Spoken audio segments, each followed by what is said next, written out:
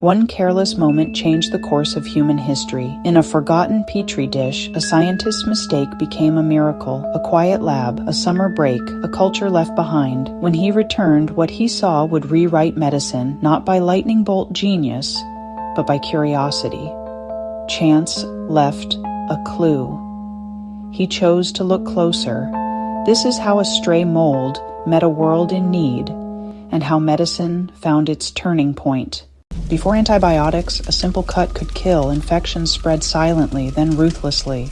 A scratch, a fever, a farewell too soon. Doctors fought with antiseptics, not cures. For many, surgery meant amputation to survive the infection. Sepsis, pneumonia, strep. Staph. Names that carried dread. On battlefields, bullets were not the only killers. Wounds invited bacteria. Bacteria invited death. Hospitals overflowed and hope ran thin. Even routine infections could spiral beyond control. Families waited, prayed, and watched the fever climb.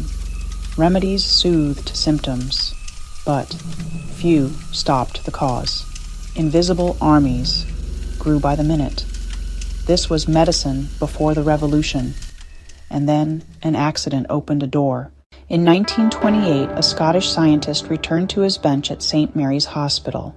His name was Alexander Fleming. In one dish, something unexpected had taken hold. A mold ringed by a clear, bacteria-free halo.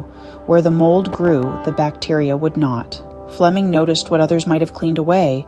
He sketched, measured, and asked why.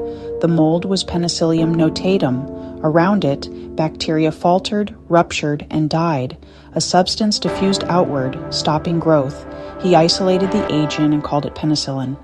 Plates told the story, kill zones versus chaos.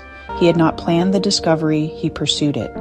Curiosity turned a spill into science. Penicillin blocks cell wall construction, and bacteria burst. The weak spot was structural. Fleming published cautious but hopeful. He could not make it stable nor make enough. Penicillin worked, but not yet as a drug. Years passed before others took the baton. The idea waited for the right hands. A discovery needed a breakthrough in making. The problem was scale. In the late 1930s, Howard Florey and Ernst Chain picked up the trail. They purified penicillin and proved its power in animals. At Oxford, the work intensified. War shortages forced ingenuity in production. Industry joined in, scaling from flasks to vats. The cure moved from bench to battlefield. By World War II, penicillin was saving lives. Wounds that once doomed men now healed. Logistics met medicine. Output soared as the Allies advanced. The public met penicillin with awe. In 1945, the Nobel Prize honored discovery and delivery. Science is a relay, not a sprint. Each vial meant another chance to live, and the world would not be the same again. Penicillin launched the antibiotic revolution. Surgery grew safer, infection less fatal. Life expectancy climbed worldwide. Molecules met microbes, and microbes yielded. The principle remains: stop the wall, stop the spread. With power came responsibility. Across continents, antibiotics reshaped care.